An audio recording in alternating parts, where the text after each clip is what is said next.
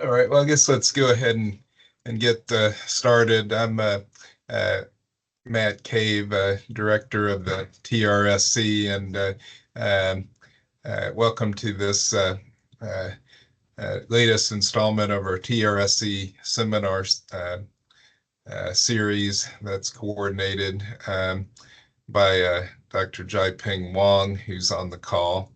And so this I think is the fourth installment of this, which this series, which we started this year, and we focus on each of the types of different support areas that TRSC can support our members' research. So we've talked about adult and pediatric clinical research with Dr. Sullivan and Wong, and then I talked about some of the basic science research support services that we can give as a core. And the area that we're going to talk about today is GIS. And so Dr. Charlie Zhang will be talking, and he's joined by DJ Biddle.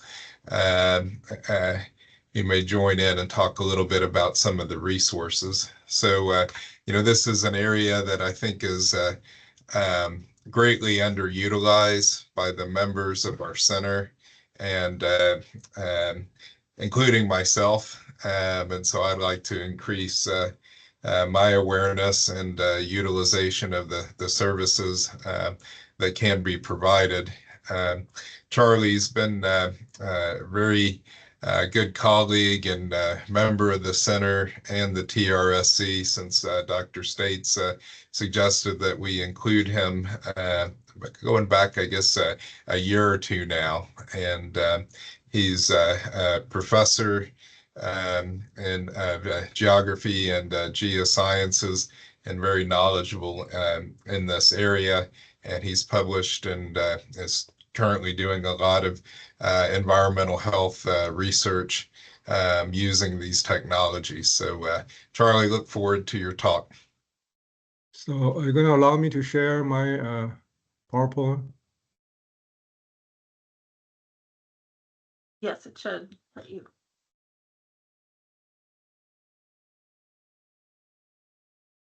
Let me try. Can you see my slides? Oh, no. Not yet. Hold on.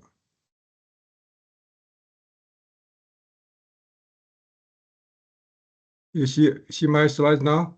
Yes. Okay. Hi. Thanks, Matt, for the kind introduction. And my colleague DJ and I are going to talk about the GIS or geotechnology applications in environmental health related study.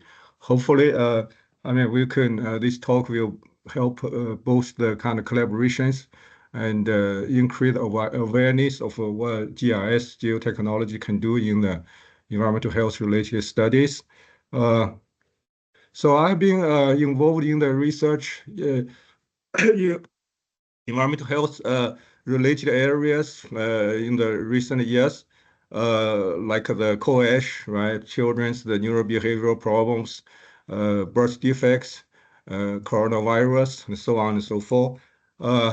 So our department, this is the building, our department located in the main on the main campus, right next to the new academic building. We are on the second floor, right on the east side of the second floor. Welcome anytime you guys to visit our department. So we have 12 faculty members and 3 staff members, including 2 for the GIS center. So we have a health geographer, urban geographer, climatologist, meteorologist, hydrologist, and folks do a variety of different kind of study, right? All related to the environment. And that's a very important part of the environmental health studies. We all know, right? The water we drink, the air we breathe, and the environment we live, the built environment all affect our health. We have a number of labs related to kind of different sub-discipline, including the Center for GIS. That's university-wide center. Remote sensing, GIS, climate change. So I just first want to briefly show our colleagues, right, what they're doing, right? This is Andrea Gong, the professor of the remote sensing, and does the research in the climate change, land use. Recently, they just kind of received funding, collaborating with the Louisville Metro to study how climate change, the city will cope with the new challenges.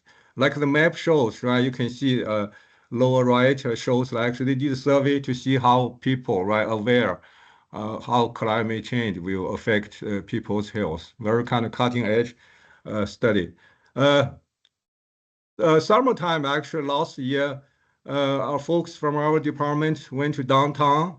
They use drones, use remote sensing, other kind of technologies to map the urban heat in the downtown Founders Square areas to see actually to make a 3D visualization. That's going to be very actually helpful for us to understand, right? Why urban heat is a big problem for the marginalized communities.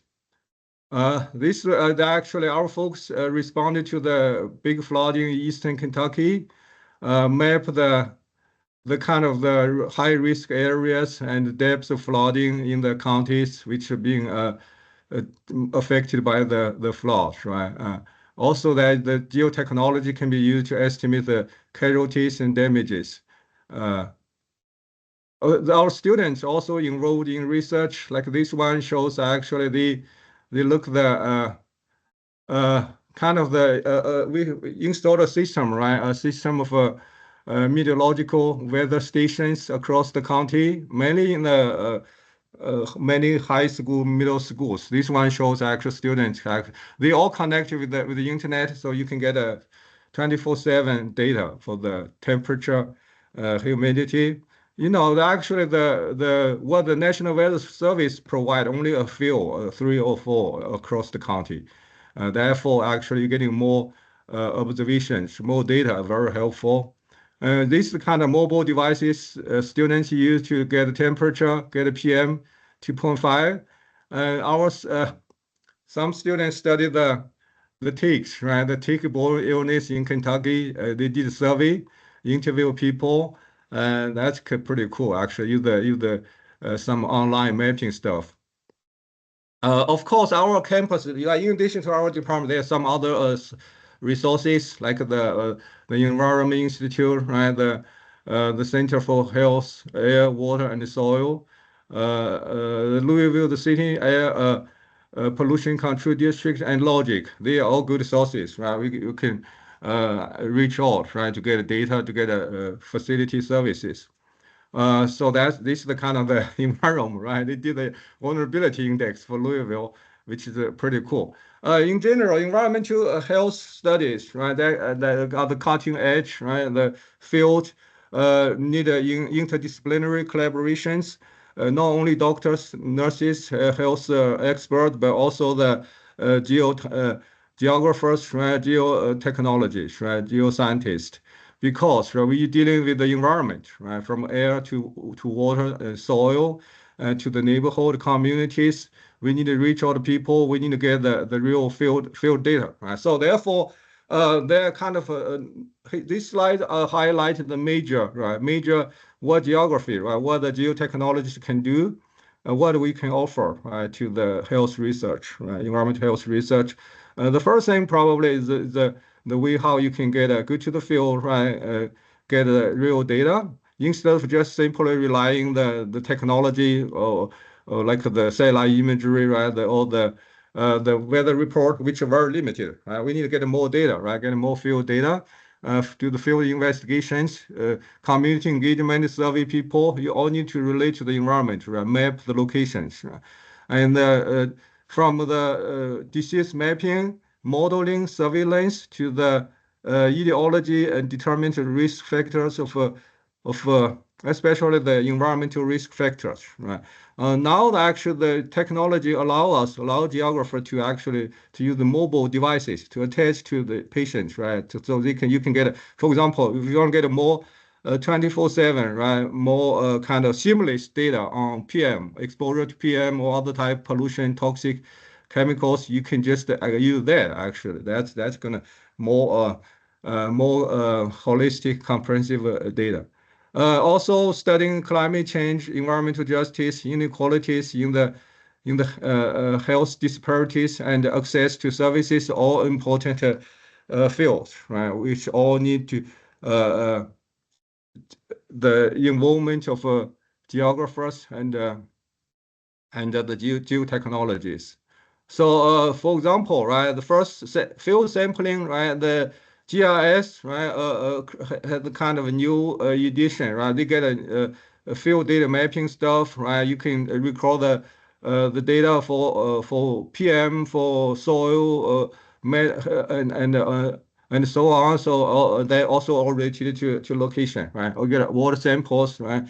And the paint, you want to study lead poisoning, or you can get from the plants. Actually, research suggests, right, like exposure to heavy metal can be reflected, right, from the chemical concentration in plants, in worms, right, or even birds, right, like you get biomarkers, right, because location to relate to environment, to location, we all need a geotechnology, right.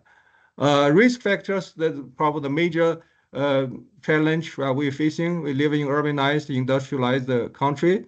Pollution is big problems, especially for the communities. We close, in close proximity to pollution, like Robertown in Louisville, and we want to study or collect data, not only just exposure, but also exposure, which means everything, right? The neighborhood they live, and the commuting pattern, right? The social environment, the built environment, their lifestyle, food environment, all aspects, right? All aspects.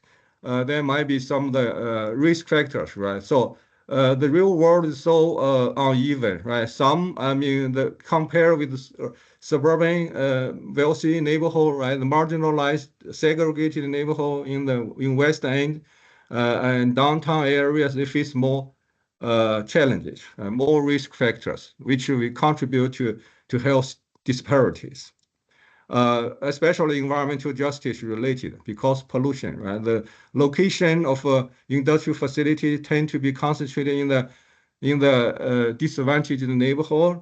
So environmental justice has been an issue for over like six decades, right? But still, we have a long way to go, right? For example, like I have been involved in study research with Christina Zeroy. She moved to Alabama a few years ago. We studied the exposure to coal ash, right, from the two coal-fired power plants in West Louisville, Cane Run and Mill Creek.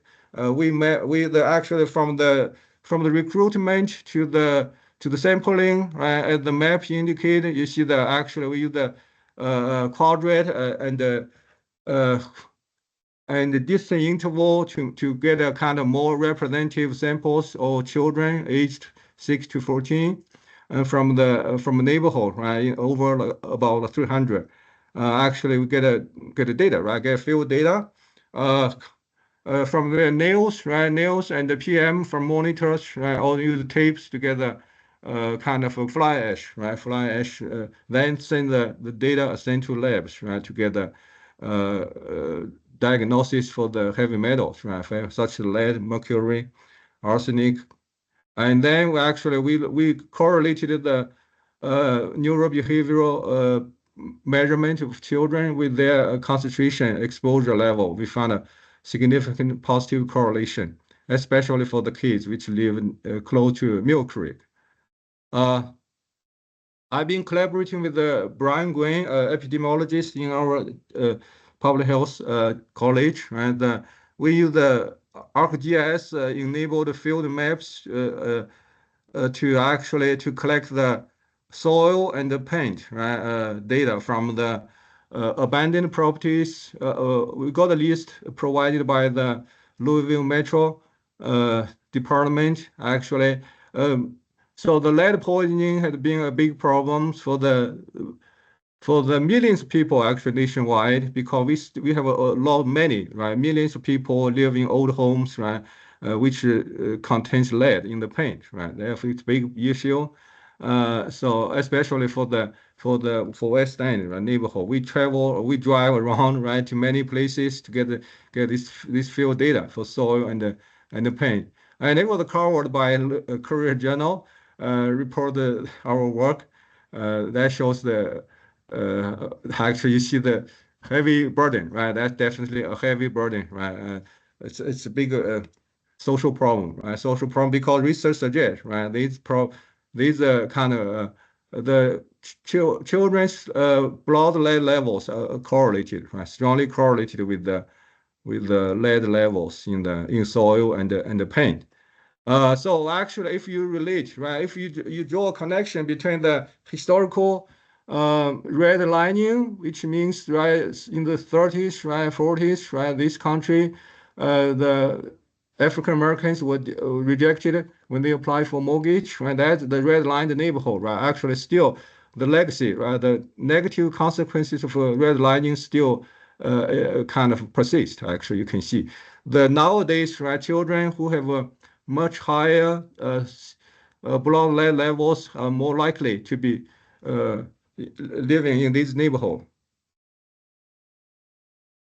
Also, actually, I expanded the study to look at the environmental injustice in the state of Kentucky to see if the demographics, right, all the proportion of minority and the low-income communities are more likely to face, right, to be exposed to high level for lead, right, from airborne lead. That's we use the data from EPA, right, released data for the toxic release inventory facilities. Actually, especially you can zoom into to Louisville and Lexington, the two largest urban area. You see actually disproportionate exposure of lead. PFAS had been a big problem, emerging problem nationwide, right? This is actually just a new study published in Science reported actually the forever chemicals, the distribution. They use the USGS released the data. Actually, you look at this map, right? It's very kind of a cluster distribution, especially the urban areas because you get chemical factories, right? Industrial facilities.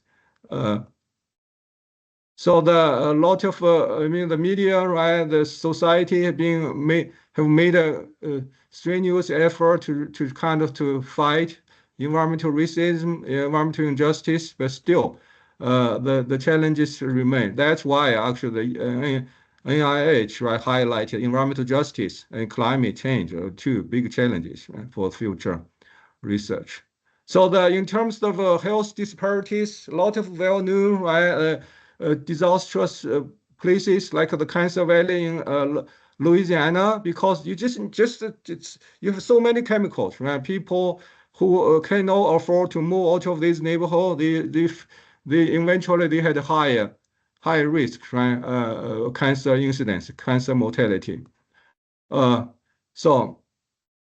Actually, lots of data, right? EPA had created a lot of data allow you to study environmental like airborne toxicants at the census block level, which is very granular geographically. That's very good data. Like EPA environmental injustice screening also allow us to get census tract level data to study how environmental justice, right, is related to health disparities. So the second thing, right, that's kind of well highlighted by the NIH is the climate change.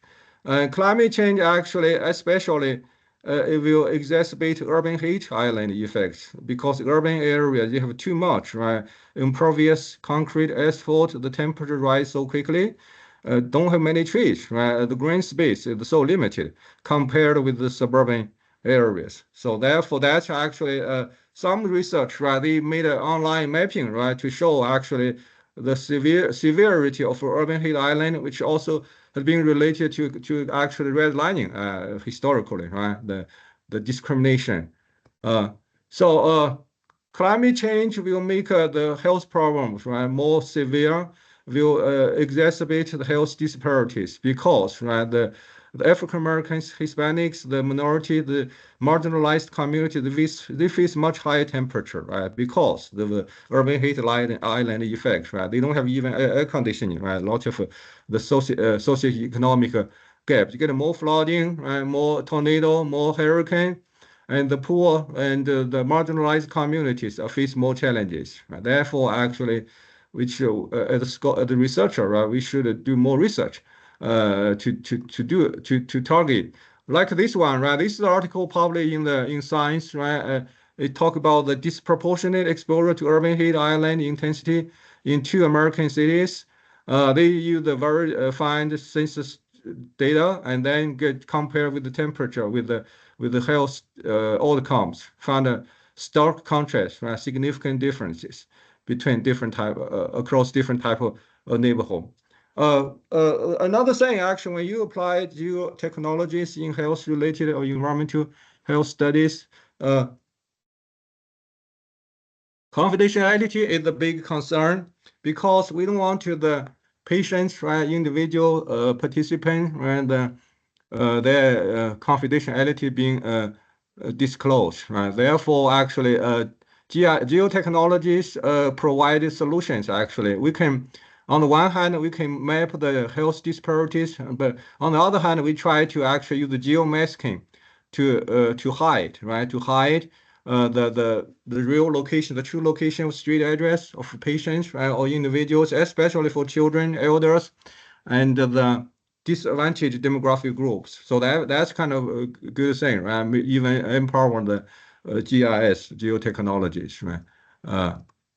Here's just examples, right? Examples. We can just slightly change the location, actually, but that's called the geomasking, right? Geomasking. Or we can aggregate the data to like a census geographic units such as census tracts or block groups, right? Which we will not allow, right, the people, right, to directly to pinpoint the location, right? Pinpoint like this one, for example, right, for the Flint, Michigan.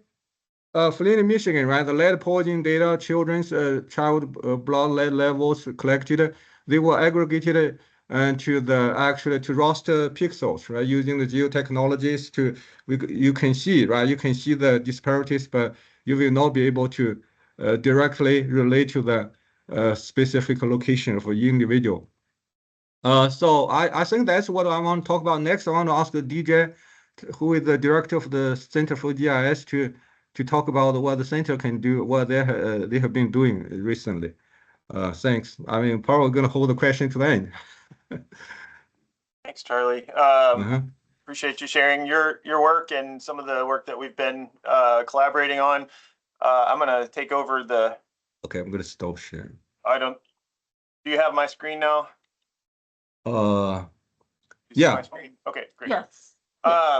Excellent. Well, thank you, Charlie. I appreciate the opportunity to share a little bit about what the Center for GIS here at UofL does with this group. I know several of you, but not all of you. So it's nice to meet you all, and I just really appreciate the time to share a bit about what we do. So our mission at UofL is really to be the beacon of GIS and geospatial technology to support teaching, research, service, and administration in all aspects of geospatial technology, whether that's access to software, which we support, helping find data, helping researchers and students understand the conceptual foundations of geographic thinking. And so we have a broad program that's comprised mainly of 2 staff people, myself and Laura Krauser, our GIS research coordinator, but we work with faculty across the hall, as Charlie mentioned, in various different collaborations. I think the bread and butter of what we do is instruction, whether that's in formal classes, whether it's in informal trainings, whether it's through collaborative research where we're supporting folks like you. But our undergraduate certificate in geospatial technologies, applied geospatial technologies, is really the center point of what we're doing right now. It's a 12-hour undergraduate certificate, but we have a lot of graduate students, even PhD candidates, choose to take this certificate, to seek the certificate as a stackable credential. It's 12 credit hours, 2 foundational courses, and 2 electives, and we offer a broad variety of electives in various applications of GIS, from public health to transportation to hydrology, you name it. And we have a fantastic instructional space that we are fortunate to utilize, the Odwin and Ray Helton Center for GIS Laboratory. It was made possible by a generous gift from our benefactors, the Heltons. So please, if you do come over to our building, please stop by, and we'd love to show you the lab. Just wanted to highlight a few interdisciplinary research projects that we've been working on over the years. Charlie mentioned the thermal infrared unmanned aerial systems, or drone survey that we did downtown last year. And you can see a derivative of that imaging on the left, where we basically assessed the surface temperatures of various roof materials. The Metro Development Center building has a green roof. It's called the Old House building, which is just north of there, has a brand new asphalt roof. And we noted almost a 30-degree difference in the surface temperature on a hot but not particularly hot summer day. So, we have various drone tools that we can use to assess land cover, the thermal environment, the vegetation, and terrain structure of our study areas. I see another couple of papers that I've worked on with folks from the health sciences side of things over the years, involved in a number of different projects with the Envirom Institute, and their wastewater-based epidemiology theme, the environmental vulnerability index research that's ongoing. So geographers are often defined by our technique and not necessarily our specific focus area. So I find myself working across a lot of different disciplines, as you'll see in the next few slides. So we do support a lot of imaging acquisition, whether that's collecting land cover data vis-a-vis natural color imagery or terrain data. We do offer a number of different capabilities for mapping sites. We do a lot of web-based mapping. So this is a story map that worked on with some colleagues in the history department to kind of highlight these very curated, thematic, geographic stories. This is a fantastic way to disseminate research results or to engage different public audiences. We've been working more specifically along the environmental justice theme with an air justice project, where we're mapping exposure to various air toxics and particulate matter concentrations in light of different geographies within the Louisville area. There's a website that has been developed to disseminate this information that is public, but is still kind of under development.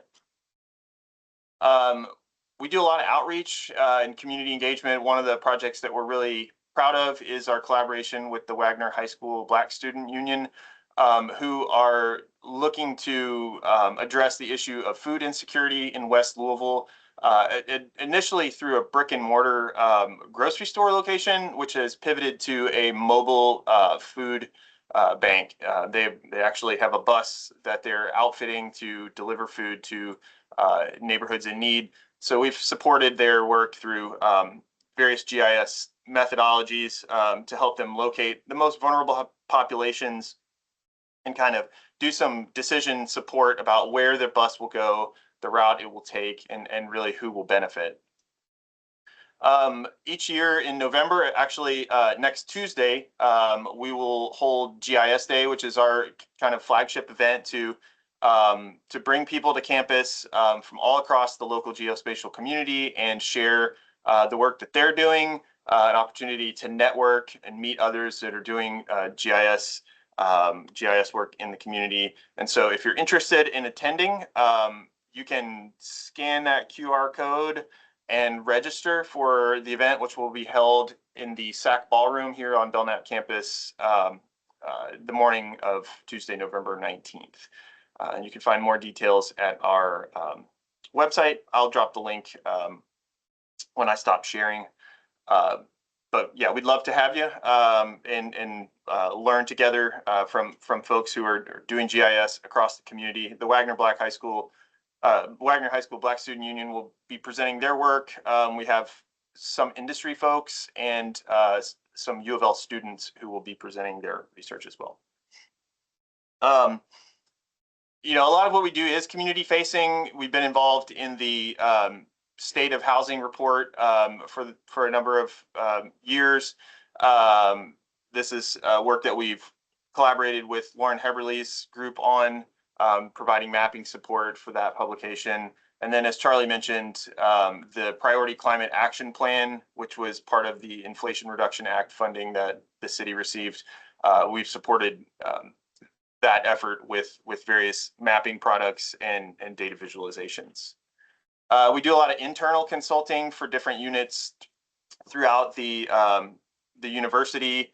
We have a strong partnership with the Department of Environmental Health and Safety, done a lot of scenario-based mapping throughout the years.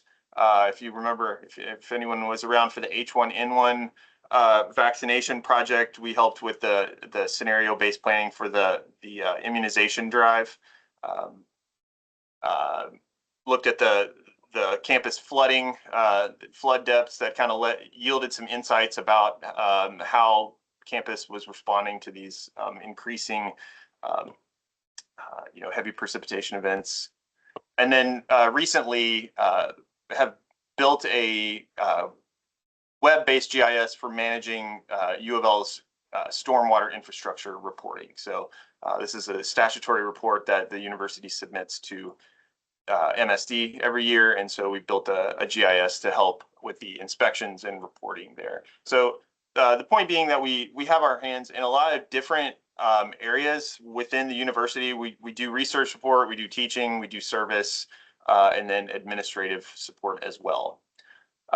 So in terms of how you can get help with geospatial technology through us, we do offer research support either through fee-for-service or grant support, and you're welcome to email me and talk about potential collaborations or just bounce ideas around. We can do data visualization, spatial stats and modeling. As Charlie mentioned, we support field data collection through the ArcGIS Field Maps app or Survey 123. There's a lot of really cool, easy to use web-based tools for doing that kind of stuff. And then if there are specific data sets that you're interested in or that you not sure if the thing exists, please come ask us. We can often help with sourcing data to support your work, or help transform the data, clean it up, host it and maintain it. We're also the liaison for Logic on campus. So Logic is the Louisville and Jefferson County Information Consortium. They're the municipal GIS and really like the backbone of all geospatial data within the city and in the county. So we are the official point of contact for Logic. So if you have questions about any municipal GIS data or MSD data or anything like that, you can come to us and we can help facilitate that conversation. We also manage the Esri site license. Esri produces the software ArcGIS, which you may have heard of. Charlie referenced it a couple times. It's really the flagship GIS software. Esri is, to use a comparison, like the Microsoft of GIS. Their position in the GIS software market is really hard to overstate. And so we manage that software license. I'll have some more details on that in a moment. And then we actually have a growing team of student associates who staff a help desk, and you can email this email address. You also see GIS help desk at louisville.edu, and often get real-time support for any variety of issues.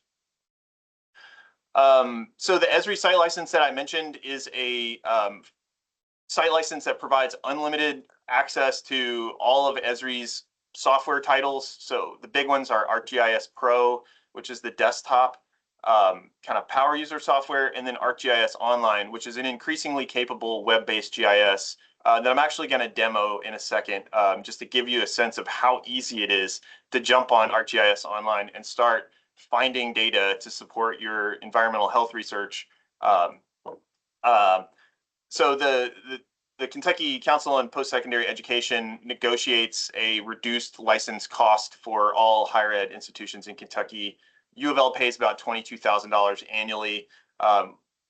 Right now, licenses are managed in a kind of prorated program where participating departments buy into the license. And so if we have more participating departments, the price for everyone goes down. On the Health Sciences campus, the current partners are the Envirome Institute, Department of Pediatrics, and the School of Public Health and Information Sciences. So we'd love to see more partners.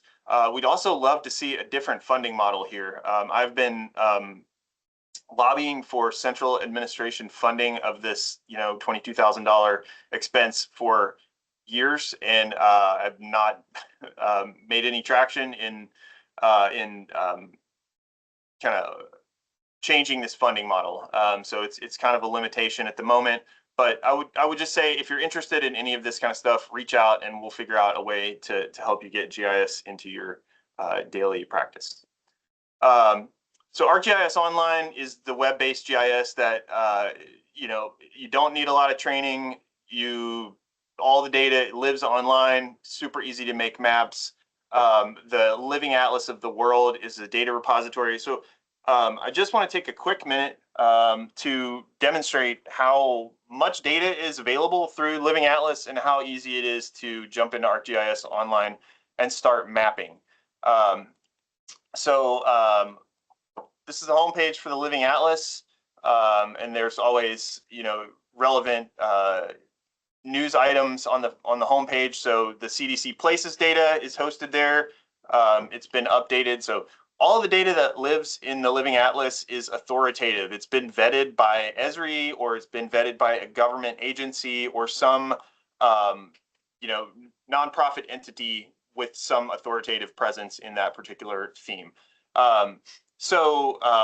There's over 10,000 items within the Living Atlas of the World. So just as an example, if I go to people and then health, these are some of the data sets that are available with respect to health data. We could change the theme to at risk and see a number of different related topics. There are environmental themes, infrastructure-based themes. It's very extensive in terms of what is available. So let's go back to health and just take a quick look at the CDC Places data. So we go to the item details page, and we can see a little bit of what's available. So we can see place points. So that would be point locations for census designated places. We see county level data, tract level data, zip code level data, and then a variety of covariates that the CDC Places data set entails. So we go to the item details page and then just say open in map viewer, and we are presented with a default view. And so let's zoom into Louisville. Sometimes it takes a second for this large data set to render. And as we zoom in, the geography changes. So now we are looking at legend tract level data of lack of health insurance crude prevalence. So maybe I'm not necessarily interested in health insurance, but I am interested in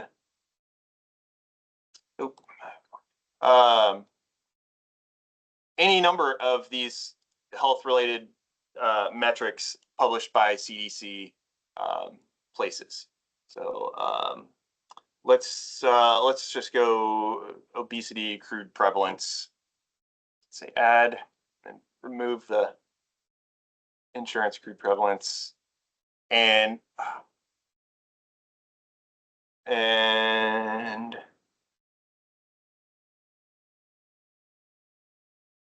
change the style to counts and amounts, and so we can start to see patterns emerge, about obesity prevalence within Jefferson County, and then population level data for different places within the county. So this is like one very quick example. There are thousands and thousands of data sets within ArcGIS Living Atlas, and it's really fun just to kind of explore what's out there. Another really fruitful repository is all, and then just check out what the EPA publishes. So, if we're looking for, pollution sources, we can,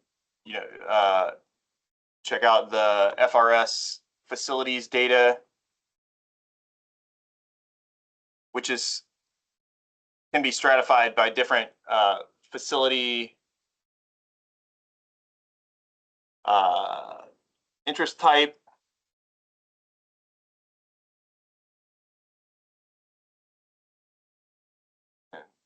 Apologies for the delay. Data sets that are this big sometimes can spin. Not going to get too hung up on this, but just want to emphasize the amount of data that's publicly available through the Living Atlas. It's a great place to just kind of surf and see what's available. Finding GIS data is easier than it has ever been before.